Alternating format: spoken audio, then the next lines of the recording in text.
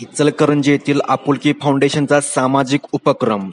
इचलकरंजी येथील कैलासवासी Dilip Annasaheb लायकर charitable trust Sayali उद्योग समूह संचलित आपुलकी फाउंडेशनतर्फे समाजातील गरजू महिलांना शिलाई मशीन वाटप करण्यात आली. यावेळी महिलांना सक्षम करणे, त्यांना रोजगार मिळवून देणे, त्यांच्या हाताला काम देणे हाच उद्देश ठेवून आपुलकी फाउंडेशन काम करणार असल्याचंही सांगितलं जातं. यावेळी समाजातील महिलांचं प्रतिनिधित्व करत युवा नेते संतोष कांदेकर यांनी आपले विचार मांडले. 1500 रुपयाचं मशीन कसे घेऊ असा विचार तिच्या मनात असतो. मग त्यावेळेला समजा तीच मशीन नितीनराव 1500 रुपयाऐवजी 800 रुपयावर देत असतील तर त्या महिलेला एक दिलासा येतो की 1500ची मशीन आणि या ठिकाणी 1200ची मशीन मला या ठिकाणी 800 रुपयाला भेटते म्हटल्यानंतर तर ती लगेच त्या मार्केटमध्ये जाऊन ते घेण्याचा प्रयत्न करेल आणि किमान रात्रीचं जे काय म्हणजे तिचं जे काम करण्याची जिद्द असते ती कमी वेळेमध्ये त्या ठिकाणी त्या स्पर्धेच्या छोट्याशा याच्यामध्ये ती टिकण्याचा प्रयत्न करायचा. ही साधी गोष्ट नाही.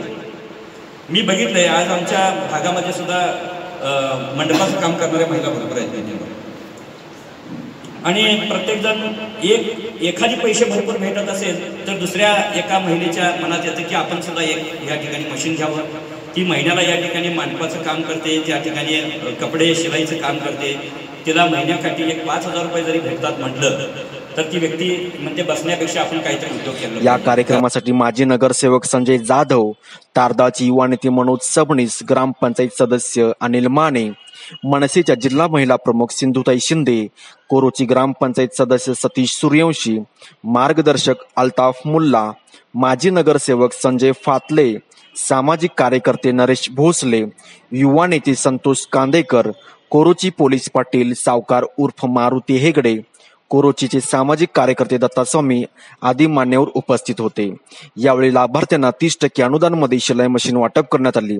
त्यांच्या गरजा, त्यांच्या कुटुंबांना सहाय्य मिळावं यासाठी आपुलकी फाउंडेशन नेहमीच स्तुत्य उपक्रम राबवत असतं.